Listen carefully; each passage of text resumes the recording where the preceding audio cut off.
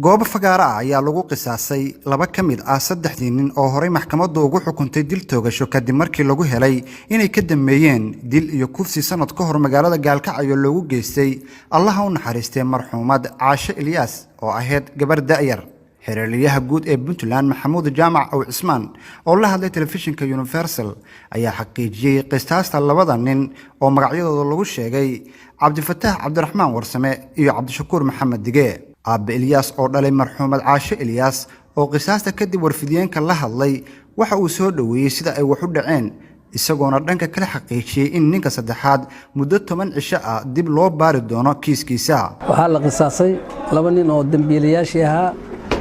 oo Cabdifataax Cabdiraxmaan Warsame iyo Cabdishakuur Maxamed Dige baa la qisaasay maanta aad iyo aad baan ana qisaastay waana ku faraxsanahay.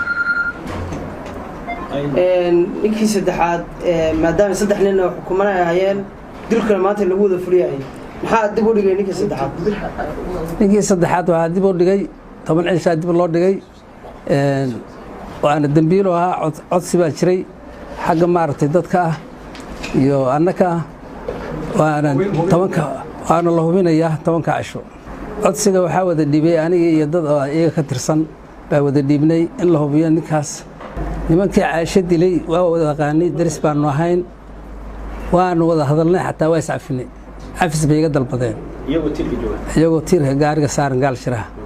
aakhirun baa war jiraa baan ku yiri tiirkana la geeyay waana la dilay goobjoog baan ahaa xataa markay dhinteen dhuunta iyo gacanta waa ka taabtay saasta annaga fushanay dawladdu waxay tirad fushada la yiri dareenkaygu aad iyo aad buu faahan yahay Soomaaliyeedna waa u mahadinayaa dadkii dambigaas galay Caashe Ilyas ka galay waa la toogtay laba